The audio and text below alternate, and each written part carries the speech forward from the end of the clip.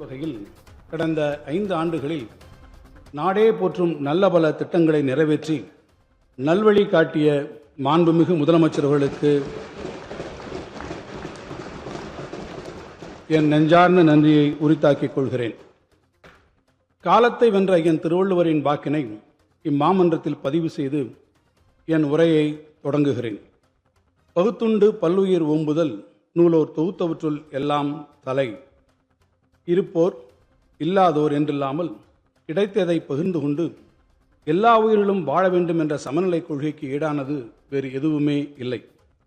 வான்புகழ் வள்ளுவரின் வாக்கினை பின்பற்றி நானிலம் போற்றும் வகையில் மாண்புமிகு தமிழ்நாடு முதலமைச்சர் அவர்களால் தமிழ்நாட்டின் வளர்ச்சி வழிநடத்தப்பட்டு வருகிறது.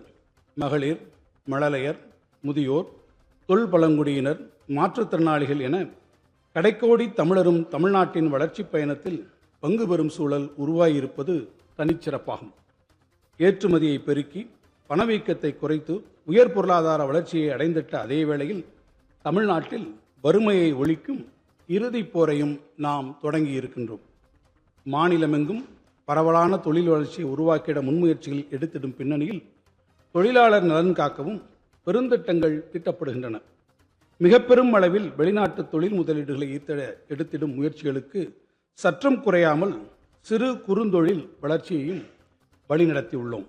மகளிர் சுய உதவி குழுக்களுக்கு அதிகளவு வங்கிக் கடன் உதவி மட்டுமின்றி விண்வெளி தொழில்நுட்ப புத்தொழில் நிறுவனங்கள் மலர்ந்து செழித்திடவும் வழிவகை செய்யப்பட்டுள்ளது.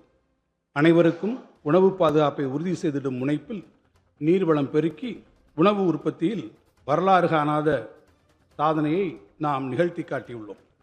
நவீன திறன் பயிற்சிகள் பெற்று உலகை வெல்லும் தமிழக இளைஞரை உருவாக்கிட நாம் வடிவமைத்த முன்னோடி திட்டங்கள் அடைந்த வெற்றி உலகப் புகழ்பெற்ற பல்கலைக்கழகங்களை தமிழ்நாட்டுக்கு வருகை புரியவும் வைத்துள்ளன.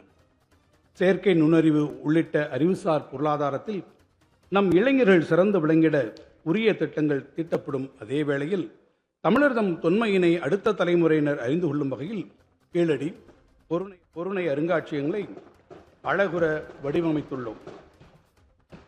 மாவட்டந்தோறும் மாபெரும் தொழிற்பூங்காக்கள், 4 வழிச்சாலைகள், மேம்பாலங்கள் எனும் வளர்ச்சி பாதையில் முன்னேறும் தமிழ் நிலப்பரப்பில் வனவிலங்குகள், பறவைகள் சரணாலயங்கள் மற்றும் கடல்வாழ் உயிரின பாதுகாப்பு, அதிகரிக்கும் வனப்பரப்பு என பசுமை வழி பயணத்திற்கும் உரிய கவனம் செலுத்தப்பட்டு வருகிறது. தமிழர் நலன் கருதி நாம் உருவாக்கும் நலத்திட்டங்கள் பலவற்றை பிற மாநிலங்களும் பின்பற்ற தொடங்கி இருப்பதால் மக்கள் நல அரசுக்கான இலக்கணத்தை வகுத்திடும் வகையில் நாட்டிற்கே வழிகாட்டும் வரலாற்று கடமையினை நாம் மிகுந்த பொறுப்புணர்வோடு செயல்படுத்தி வருகிறோம்.